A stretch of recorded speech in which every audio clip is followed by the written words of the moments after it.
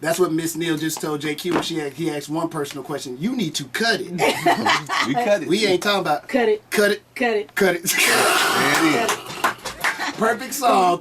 Friday you get it. 97 Down the Box, Madd Hatta Morning Show. Elise Neal, actress extraordinaire. Hey. Is in the studio. She is in the city, for the Super Bowl with purpose, though. She's got some stuff going on.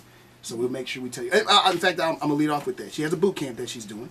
Elise Body Boot Camp. So how does she stay so sexy? And I don't think it's real. That's work, like plastic surgery work. And she got offended by that. She said, "I will show y'all what Mama does. Don't be mad at my 50 because your 50 look different from mine." Amen. But I can get you there. All right. So that's why she's doing her boot camp. Why she's here. Y'all over there thinking about all the parties you can go to for the bowl. She over here trying to show you how to get your sexy back. Boom. Mm-hmm. So she's gonna do it at 24-hour Fitness. That's 2130 West Holcombe Boulevard, right there in Rice Village. Yep. Okay. Now, 1 o'clock tomorrow. Now, Jimbo, Yeah. the director, I wouldn't say actor, writer of the Madd Hatta Movie Morning Show. enthusiast. I'm saying that I'm looking at Elise, and it says you're in the new movie Logan, big Yes. Marvel movie. That is true. Woo-hoo! I have made it. I am in a Marvel movie. I have made it to 50 years.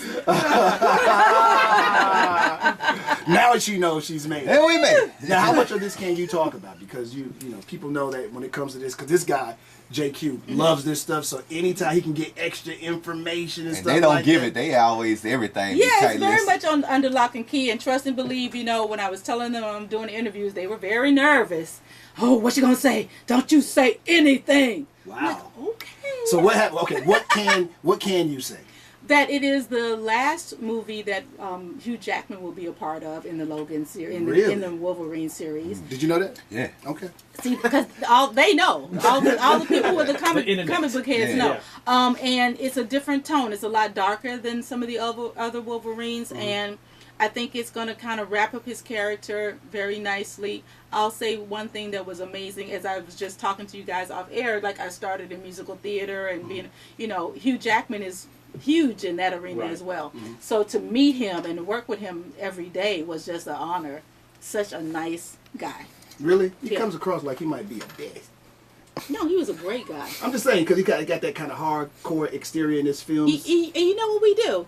I'm We're actors. I guess you just put me in my JQ was just saying too that it ain't just you that she's squaring off this morning. Don't be offended just because she squared you. Everybody get a little square. Look square out. Everybody getting squared a little bit. Miss Neal, do you ever want to get behind the camera and direct ever? Or You know what? That's a great question. I am writing more. I feel like I have a good voice and a take on different characters, so I am writing more. I mean, I'm not into the directing as much, but I would definitely want to create content for Hollywood. Absolutely. There's no stories of the black experience you would like to tell, particularly? Again, that's why I like to write. I feel like Square it off again right there. I don't know if you noticed that. That was that was off not again. a square. I'm What sorry. is happening? No, because I feel like I have a voice. And, I'm a woman from Memphis, Tennessee. There's a lot of stories about being in the South that I think I can share and tell about our journey. It's a lot of things about women who are progressive and different than the average African American woman that I feel like I have a voice for. So I am writing more.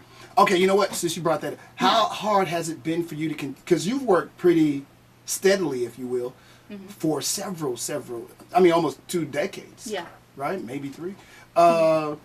Consistently. But you always hear complaints, not enough work for blacks in Hollywood. How have you been able, you go from one thing to the next thing. It looked like you've never taken a break. It's ever. good that it looks like that. It's great that it looks like that. There's breaks in between. There's I guess you say, types that are more hot than others at certain times. This type is hot.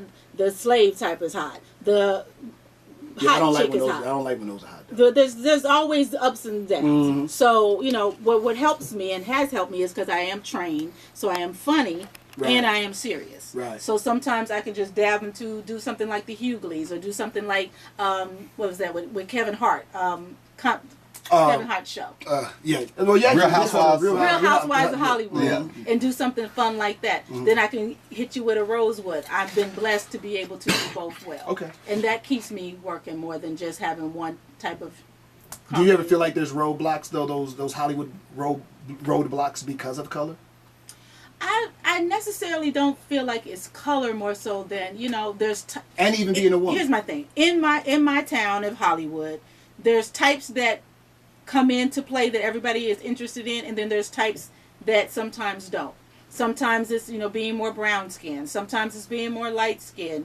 All of those horrible stereotypes that still go on. Still happen. Still happen. So now you're a part of ageism. So they have not Yes. allowed you to age, and they keep. No, I'm just being No, honest. this is true. You're a part. Absolutely. Now you get it's another kind of discrimination that Exactly. you can't help that you still fine at 50. So you still got to play like you maybe 32. So now you bump into that. How frustrating is that for you? See, but for me, I don't go out for things that I know I'm not right for. Or I won't even be in a conversation at this point in my career that I know I'm not right for. I'll give an example. Having Queen Latifah be on Star, and that was a breakdown that came out. She's supposed to be this amazing singer. She's supposed to be like a church singing, big voice type of person. She's perfect for it. So why touch that? I got an audition for that, and I said, I'm not going. Because, see, that's not me. I don't see that being, I'm not that Mahalia Jackson look. That's what they said they wanted. I will take myself out the conversation because I know that's not me.